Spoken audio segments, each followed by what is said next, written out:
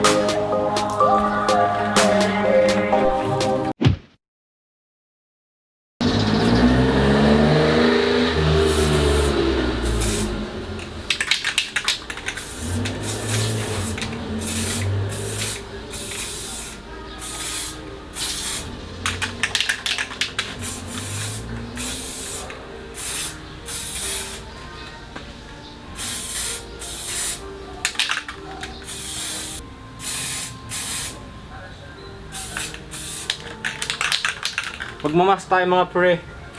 Baka mahay tayo. Lakas ang amoy nito.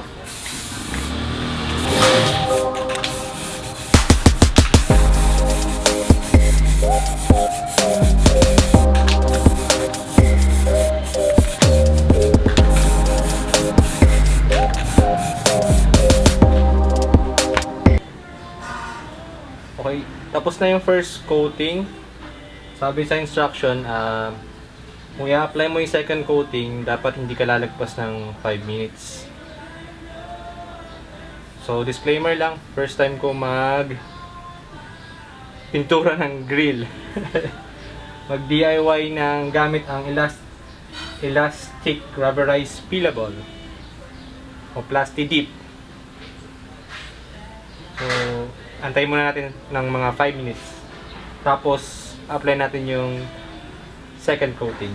1 eternity later.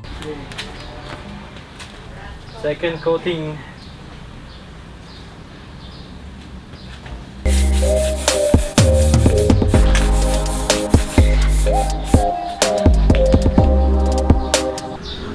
So ganito yung itsura niya mga pre, after mapinturahan ng plasti dip o elastic. Sanay ako sa plasti dip.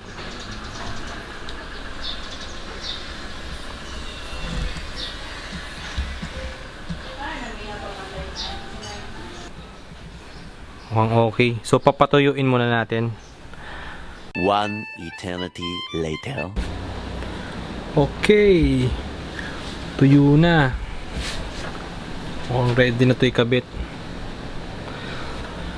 So ang gagawin natin, kakabit natin yung emblem muna. Dito. Ihaon. Kakabit natin dyan. Okay. Install natin. Ayan mga pre, di-clip lang yan. See, clip lang. So, tingnan natin.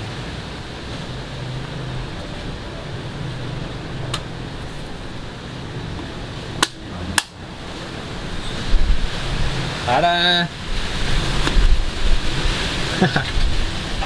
Tapos, kabit natin dito.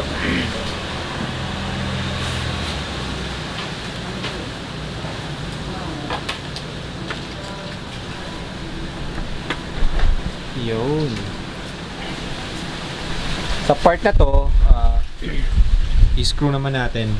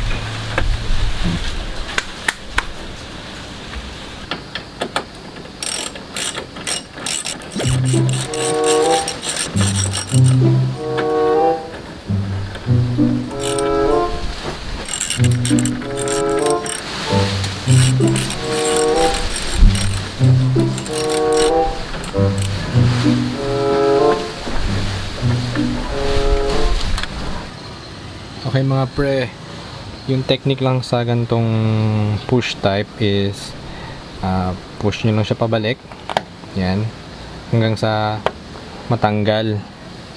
Okay, tapos saka nyo ikabit mali dito. Focus natin. Yan. So pag nandyan na siya, push nyo lang siya ulit. Okay, okay na.